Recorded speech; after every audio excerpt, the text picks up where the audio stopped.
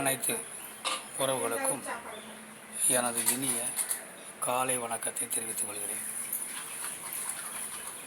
லக்னத்திற்கு 8ஆம் இடம் விபத்து, கண்டம், தலைகுனிவு, அசிங்கம், அவமானம், உடல் உறுப்புகள் பாதிப்பு, இல்லங்கம் விவகாரம், ஊரை விட்டு வெளியூர் செல்வது,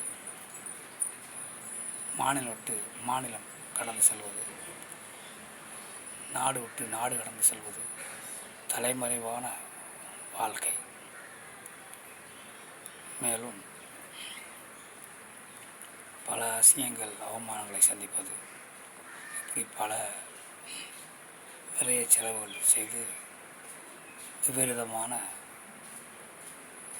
வாழ்க்கையினுடைய சம்பவங்களை ஏற்படுத்தி பின்பு ராஜயோகத்தை கொடுக்கக்கூடிய ஒரு வீடு தான் லக்னத்திற்கு 8ஆம் வீடு. அந்த வீட்டில் தான் திடீர் அதிர்ஷ்டம் இருக்கின்றது. அதே 8ஆம் வீட்டில் தான் ஆயிலும் இருக்கின்றது. இப்படிப்பட்ட பலன்கள் இருக்கக்கூடிய அந்த 8ஆம் வீட்டில் நமக்கு இதில் எந்த பலன் கிடைக்கும் என்பதை அறிய 8ஆம் வீட்டின் அதிபதி எங்கே இருக்கிறார்,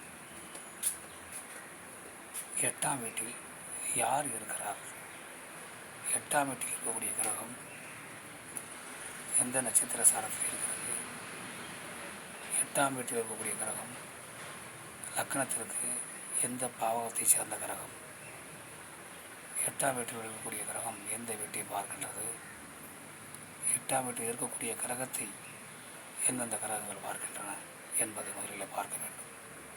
பின்பு 8ஆம் வீட்டின் அதிபதி லக்னத்திற்கு எந்த பாவகத்தில் இருக்கிறார், அவர் யார் யாரை பார்க்கிறார், அவரை யார் யார் பார்க்கின்றார்கள், அவர் எந்த நட்சத்திர சாரத்தில் இருக்கிறார் என்பதையெல்லாம் தெளிவாக ஆய்வு செய்து பின்புதான் நமக்கு எந்த விதமான பலன்கள் கிடைக்கும், ராஜயோகம் கிடைக்குமா அல்லது அசிங்க அவமானங்கள் கிடைக்குமா, ஆயுள் நமக்கு கெட்டியாக இருக்கின்றதா, இல்லை ஆயுளில் கண்டம் இருக்கின்றதா, விபத்து இருக்கின்றதா, விபரீதங்கள் இருக்கின்றதா என்பதையெல்லாம் நாம் இந்த 8ஆம் வீட்டை வைத்து தெரிந்து கொள்ளலாம்.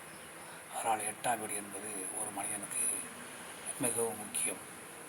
அதை கவனமாக பார்த்து கையாள வேண்டும் என்பதை கூறி மற்றவற்றை நாம் அடுத்த விடையை காண்போம்.